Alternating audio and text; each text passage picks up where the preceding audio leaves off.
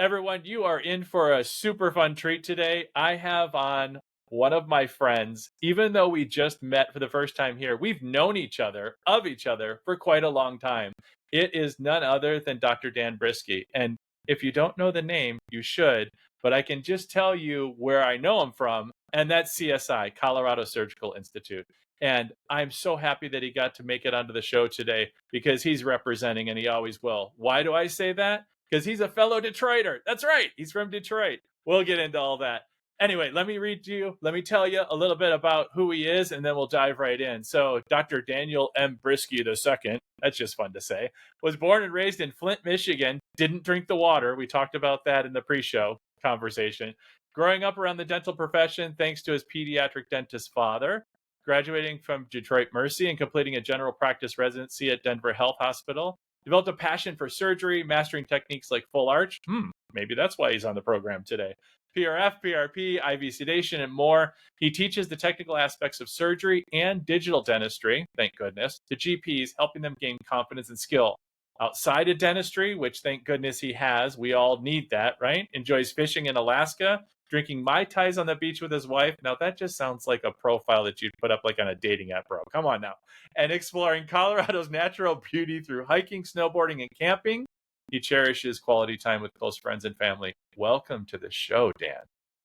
Thank you, Greg. I appreciate you, man. Yeah, absolutely. So I want you to start by telling me a little bit about your journey into dental. I know with a pediatric dentist father, right? Exposed to it probably from a very young age. But what was that point where you said, yes, this will be my path? Because some don't. Some that get raised in a dental household are like, there is no way I'm going to do that. So where was your turning point where you said, I'm going to be just like dad, other than being named after him? So my dad was actually very smart, and he told me not to go in dentistry. So throughout life, he knew that I did the opposite of what he told me. So him telling me not to do dental, I think he secretly knew that I would do the opposite, which was become into dental. So he's a smart guy. I think he used some psychological tools there to get me there. And I did a lot of shadowing with some MDs and also my dad. But what I realized at the end of the day was like my dad was around, and he was my soccer coach like up until college, and he was there, right? And it was really powerful that your dad can be a doctor, but he's also there to teach your soccer games, right? That's a really cool thing to see. Then I did shadow some MDs. I saw some childbirths. That was the ultimate form of contraception, was seeing a childbirth as a very young age. So I think he had a very intentional like planting of some ideas there. That's amazing. If you want to make sure that your kids don't have premarital sex, just have them go see a childbirth and go in the delivery room. I like it, right? That is the Michigan way, though. I Yep. that's isn't that how we were raised? I think I might have you by a few years, but that's good to know that they're still raising kids that way. My son, born in '93, right? So or '91, he's 33 now. Same way, right? You just kind of expose them to certain things. You just expose the kids to certain things. They'll survive on the other side. I love that. What you described, though, is, and people talk about, the balance, the work-life balance, but that really was it, the availability you talk about. And what I want to ask you is talk to me because what you shared, right, in the bio, or somebody wrote it for you, right? I'll call you out on that. Maybe somebody did. But you talk about the advanced procedures because clinicians that we work with at GNA Consult, right? We help them with teach, coach, and train all the touch points of the patient journey. We help them as a business advisor in operations and the P&Ls and all that good stuff. Like some are super driven and not available, right? Because they're so hyper focused on their business that is their first, last, and all their love. But what I'm hearing you say is that your dad modeled for you that he was available. It was in pediatric dentistry. So tell me how you're trying to find that balance between driving what you're doing, right? In that, because you're teaching as well, right? Because that takes a lot of time, effort, and energy to put together the lectures and PowerPoints, find the patients, set that up, do the response times and all that. So tell me what that looks like for balance for you. Yeah, no, really, really good question, actually. Because I'm in my 8th year of dentistry now. And it's been like a freaking roller coaster, honestly. And it's been a lot of work. So some of the tools that I think you have to equip yourself with are like, it was really, what I've learned throughout this entire process over the past 8 years was I actually do think that stress is kind of relative, and I've learned that my capacity to deal with things and stress has actually increased incrementally over time. So the things every year I look at it, I'm like, huh, I felt that this used to be stressful, but now it's not stressful, right? And then your capacity goes up, up, up. But it's just because you're learning something new for the first time. So the first few years, I don't think I was very good at learning how to do multiple things at the same time. And I thought one thing was very stressful, right? It took me a lot of headaches and arguments with my wife and a lot of stuff to try to figure stuff out. And I've even gone full circle with even finding a therapist, actually. So I think it's so many tools that are at our dispense, like reading books, finding what you'd like to do on your peace and quiet, right? So every once in a while, I'll do a therapy meeting, just chat like, hey, these are the things that are going on in my life. Help me sort this out, right? All these things that are going on in my life. What are the real priorities here, and how do I sort it out? I think that's really big, and I really encourage everyone to do the same thing. And then when I am stressed out, I'll actually go for a hike. So I'll do like a 14er. So I'll pack a bag, and I'll do an entire day trip like by myself, and I'll go for a hike, and it'll be like a 12 to 14 mile hike, and we'll go up to like a peak for a 14,000 mile peak, and I'll come back down, and it feels like I just went on a vacation. And then you have some clarity when you get back too, right? You have clarity. Things just all of a sudden make more sense. What your priority should be, and separating the emotional side of something to what's the plan of attack and how do I get things done. And what you're talking about, right, is that self-awareness, self-reflection, and removing yourself from the activity, the day-to-day.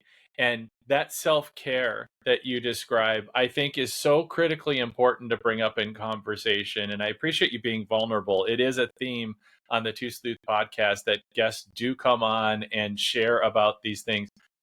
There is no hiding the mental health crisis in the dental industry, especially for individuals like yourself that are so driven and in an uber competitive field like full arch dentistry. I mean, let's just call it what it is and let's call it out. And thank you for bringing it up for awareness. Speaking with a therapist, speaking with somebody where you can just check in, right? This is what's going on. What are you hearing me say? And what are some of those strategies? Right? I think lifting that up and normalizing that is so critically important, and sharing that peer to peer and sharing it on a platform like this. And I will continue to, as long as I have a voice and as long as I have a microphone. So I really appreciate that. And what you talked about at the beginning there as well is that, learning to handle the stress. What I always like to think of, I frame it as things aren't necessarily happening to you, they're happening for you to gain the lessons from. And so you slowly start to build like these Lego blocks, right? As a kid, I loved Legos, right? Growing up in Detroit, there was a single income household, youngest of 6 kids. You got a new Legos, and that was like a big treat, right? So building those Legos of your experience and the lessons to learn. So, and appreciating the fact you shared that in personal life. Talk to me a little bit about what your journey has been. I know that you graduated from school. You said you've been out of dental school for 8 years. What has that journey been like? And then the beginnings of CSI and what that's looked like? Because I think that's important to share, as we touched upon that a little bit in the pre-show discussion. Yeah, really good question. So during my residency, like I shared with you, I do the opposite of people tell me. During my residency, they said, "Hey, don't work on the weekends," and they said, "Don't take CE or classes." Right? So I did both. So you're kind of that rebel that I am. It's like, if you want me to do something, reverse psychology. Tell me I can't, or tell me I shouldn't. Right? Yeah. Yes, 100%. Because going through dental school, they said don't do surgical wisdom teeth, right? Don't do wisdom teeth. Don't do ortho. Don't do implants. Don't do these things. I'm thinking to myself, I was like, why? Like, why? Why can't I do it, but this other person can? Like, what's the true reason? And then it left some, like, what I like to call like mysteries in my head. Like, I don't wanted to solve those, right? Like, why? So, like, can I do this or not? I've never failed at something. So during dental school, I started taking some implant classes, and I just wanted to learn, right? Learn. I understood that my hands couldn't do it yet, but I wanted my brain to start thinking about it. So I think in dentistry, a lot of time, we just have to prepare our minds for the knowledge, but then eventually our hands will catch up. I think would be a good way to say it. Well, and at Detroit Mercy, I don't mean to interrupt you, but at Detroit Mercy, I mean, there's so much CE that's offered through there. And my friend, Dr. Tim Kaczynski, has taught there for many years, the education and the CE. So I'm sorry, continue, but I had to lift that up because they're so big on that, right? And especially on implant and implant therapy and bone grafting and PRF. So please continue. But I had to call that out. He's such a good friend of mine. He worked on my son's teeth, and he's an amazing human being in addition to that. That's really cool. So after the residency, I took another implant class, another like full series. And then during that, I found a private practice that wasn't doing any implants, wasn't doing any molar endo, wasn't doing wisdom teeth, wasn't doing any of the surgery stuff. So I was like, aha, perfect. This is my place. So I started doing all the molar endo there and all the wisdom teeth and all the implants there. And even within the first year, I was able to gain like 50 surgical cases of impacted wisdom teeth and 50 implants and all of these other things. And during this whole process, there wasn't a ton of CE available back in 2016, like for live surgery. So I would actually get the old school textbooks and I'd get the oral surgery textbooks. And then my best friend and I, his name's Andre Ionescu, really, really talented surgeon. And him and I would just read the book and we're like, all right, let's just go do the case. So we would just go do the case and things would just keep going well. Then I found a dental anesthesiologist that would put my patients to sleep, and he would his whole thing, and he was like 65 at the time, and all he wanted to do was give back. So he'd sit there and be like, no, Dan, make the window bigger. And he would teach me how to take the teeth out. I was like, oh, this is so gold. So the first 2 years, I was able to gain just so many reps of implants and wisdom teeth and molar endo. And then the practice that I would belong to, I got this letter one day from Delta Dental, and it said that this practice was basically being accused of insurance fraud. And I was like, oh my god, like, this is insane. So I put my 2-week notice in, and I just left. I was like, we're not messing around here with the board and with dental insurances. And of course, he sued me. He tried to sue me for $250,000. It didn't work out, thank God. So after this, I'm on a journey. I'm like, man, what am I going to do? All of my friends at the same time were doing a startup. I was like, all right, cool. Hey, let's do a startup, right? And right before, while I was going through that journey and getting all the bank prerequisites, right? One of my good friends, Dr. Chris Green, he's also a consultant. He told me, hey, you need to meet my friend, Dr. Dune. And he's like, he's got a practice in Northern Colorado. I think you guys really get along. And I was like, all right, cool. Let's set up a meeting. So we set up a meeting at this random hotel. So I think it was a Hyatt in downtown Denver. And he was taking an ortho class there. And me being the biggest nerd, I printed out a stack of photos. And it was 50 wisdom teeth cases, 50 molar endos, and 50 implants that I placed. You came correct. You brought your portfolio. Yeah, like you're in design school. Here's all my fashion. Here's my good cases. Yeah. I was like, hey, this is what I can do. I'm looking for something real here. Like, I'm looking for a partnership, or I'm going to go do a startup. Right. So it's pretty clear about my intentions. And at the time, he had an associate, and he let the associate go, and then he hired me. So that portfolio of teeth and whizzies worked. All right, well done. Nice. Yeah, it worked. We just really got along. So then at that point, him and I went on a journey, and this was back in 2000. It was January of 2019 is when we first met. And we practiced for almost 4 years together. And then the practice grew from, I think, is 1.8 all the way to 5 million in that time period. It's just 2 doctors, just him and me. And throughout the whole time, in a 6 operatory practice, right? Him and we're just competing to get the practice to a better standard of care and learning how to do surgical stuff. Because at that point in time, going from single implants or multiple implants to full arch, it was really scary because there wasn't education out there. It was pretty experimental with the digital side. We were actually one of the first people in the entire United States to buy an iCam. So we just bought it. We're like, all right, let's figure this thing out. And I don't know how to figure it out, but we'll figure it out. So it was like That a had to have been a little bit of a learning curve if you were first, right? yeah, yep. It's like I don't even know how to use it. And you talk with this guy Horst in Switzerland. He's like, oh yeah, you just do this. I'm like, I can't even ask anyone how to use this machine. I just asked this random guy that I bought this $30,000 piece of equipment from in Getting up Switzerland. at 6 a.m. to catch the end of his business day in Yeah, Switzerland, where you are in Colorado. Love it. Yep. yep.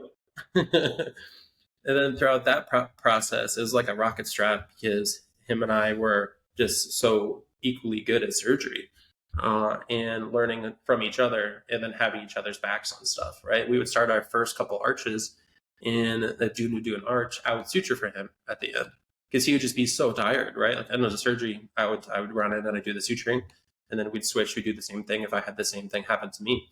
And then just that type of learning environment. Then it started to catch on because we would do some reps and we'd get used to it. And we would be able to ask the correct questions, and we kept doing more and more and more. Then fast forward like another year later, we started to have a lot of friends around the area ask us, "Hey, how do you do these cases?" They would see us do it, right? Then we would go to a couple random states, like with Arizona and New York, and we would just teach some of our friends' offices how to do all in X and do it the digital way. And this was back in 2020. It was when we were doing that. And from there, Dr. Dune and myself were faculty on Dental Success Network for implants. Dr. Dune is a black belt coach for business. And then and he's surgical That's for Dr. Mark surgery. Costas's deal. Yeah. Yeah, Mark Yeah. Costas Yeah. is there. Right. Yep. And then I'm on there for implants and digital aspect. So in Arizona, we're just sitting there like, man, we could actually make a real company out of this because there's so many people that don't know how to do this. How do we teach GPs to do it? So we ran our first course, and this was back in April of 2021 was our first all-in-X course that we performed. And then since then, it's been up, up, up. Things are keep going better and better and better. And then fast forward back to 2003, I actually opened up my own startup practice of my own. So last year in June, I opened the doors to a new practice, a startup practice, or it's an implant practice. And then this last year, I did 40 arches. Wow. I love that story. And what I really like about it is that style of learning. We learned it, right? We were helping each other. So it was like this, dual education protocol in your lab, right? Because you were learning about ICAM and learning about the photogrammetry, before people were talking about photogrammetry, right? And then helping each other with full arch cases and your own learning style, because you probably picked up like by going to a few courses here and there, but like understanding your own style and like what was working, right? And then it was just a couple of buddies asking and going and sharing that knowledge, and eventually then building out CSI, the Colorado Surgical Institute. And you said your first course there was in the spring of 21? 21, yeah. So we're coming up on 3 years now.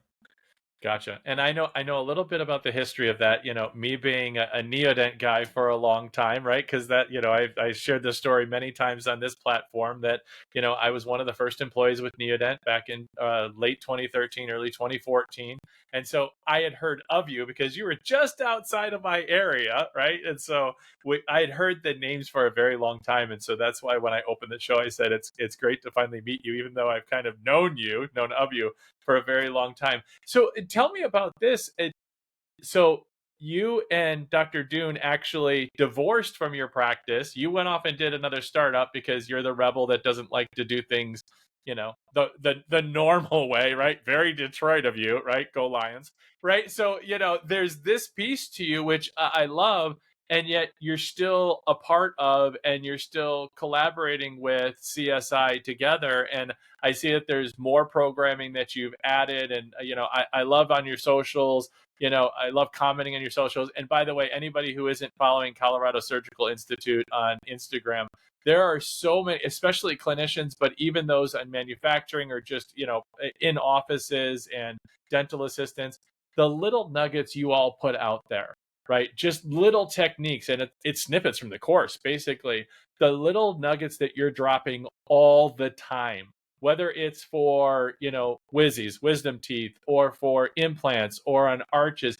It's little tips and tricks that I'm still picking up on, right? Which I love, right? I'm a big fan of giving away free content, right? If you've got to hold it all back, like seriously, what are you doing, right? Give back. Just like, because you had those mentors, you talked about it. The 65-year-old anesthesiologist, no, make that window a little bigger, right? And you talk, your friend, Dr. Green, who is a consultant who paired you, right? Matched you, played matchmaker, where you brought your portfolio to meet Dr. June.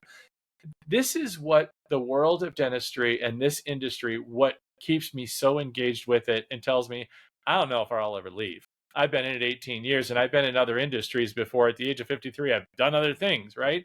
That I just love the collaboration piece, right? Would you agree with that? 100%. Yeah. If you don't have friends in dentistry, you're not going anywhere, honestly. Yeah, I mean, like if you don't have friends in dentistry, like, and you've been in it a little while, maybe you need to like, like you said, right? When you were talking about like the therapist and like checking in, like hold up that mirror, like go on a little mini vision quest, like pack a bag, like climb a mountain, go on a long walk, like figure it out. So yeah, I just love that for sure. All right, Dan, this is part of the program. All of my guests play a little something we like to call "What the Sleuth is Going On." It's three rapid fire questions. First thing that comes to mind. Are you ready to play? Yes, of course. Okay. Question number 1.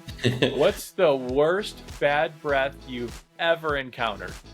Ooh, the worst bad breath I've ever encountered. So, I actually remember the patient.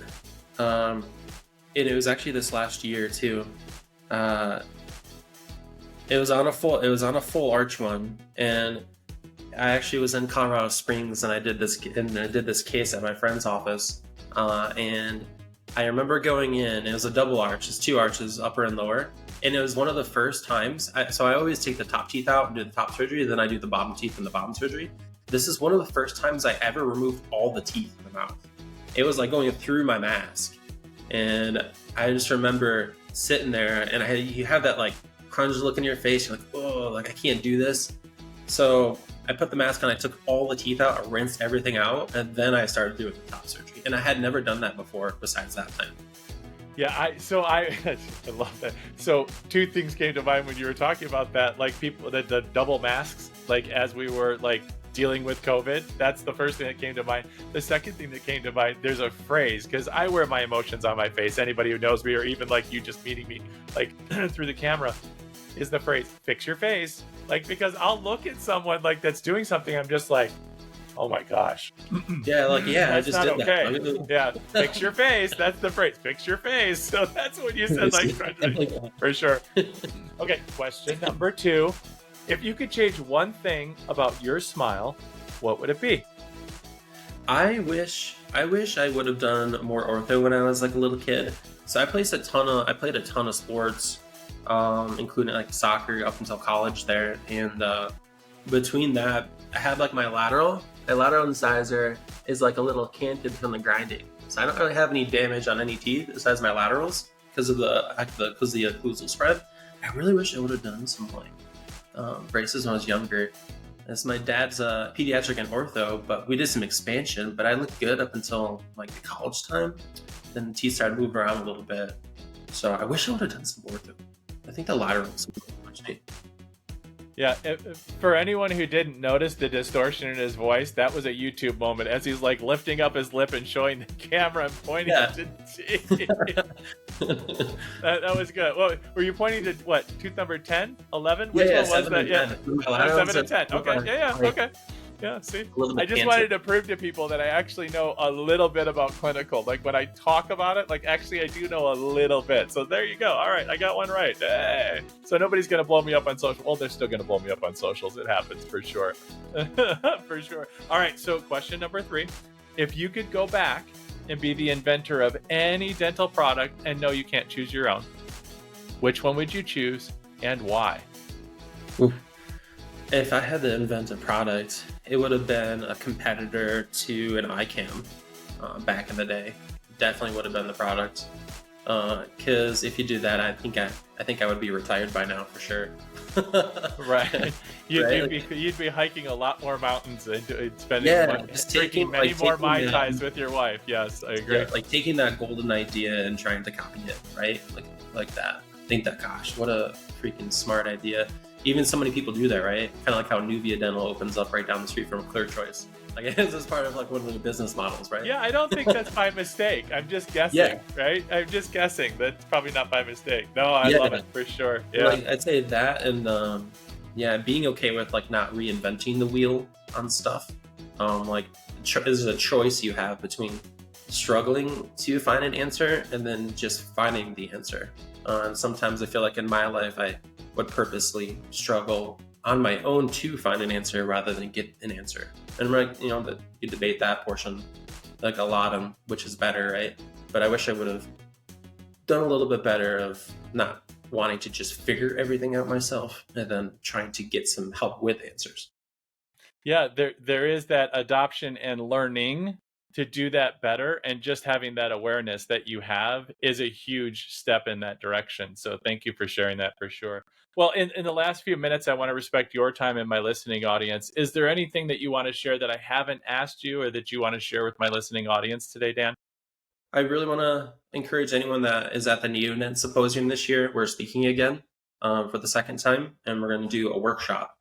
And this is one of I think is going to be probably one of my proudest presentations I've ever done. This is going to be on how to never get a spinner with an implant.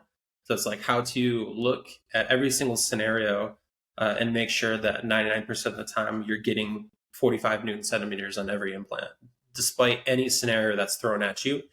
I think that's something I really excel at is the implant world. I've only not loaded 3 arches my entire life, like over 800 of them. So I've already developed a protocol I think is really awesome to help people. But if anyone's at NeoDep, please come check us out for the lecture. I think it'd be really fun.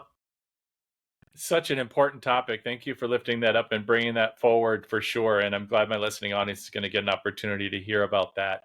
And how would they get a hold of you or the Colorado Surgical Institute? What's the easiest way? Yeah, of course. So you can find myself or Dr. Dune on Colorado Surgical. So just Google Colorado Surgical Institute. We have our own website. We offer a ton of courses now. We're doing everything from live hands-on for single implants to full arch to wisdom teeth to IV sedation to we have lateral sinus class. We have a block graft class now. And then our newest one coming down the road this next year, we have implant complications and an overdenture class too. So a lot of live surgical classes here. An incredible comprehensive offering at the Colorado Surgical Institute. And my guest on the Two Sleuth podcast has been Dan Briskie. Thank you so much for coming on today. And I wish you nothing but great fortune in all that you do.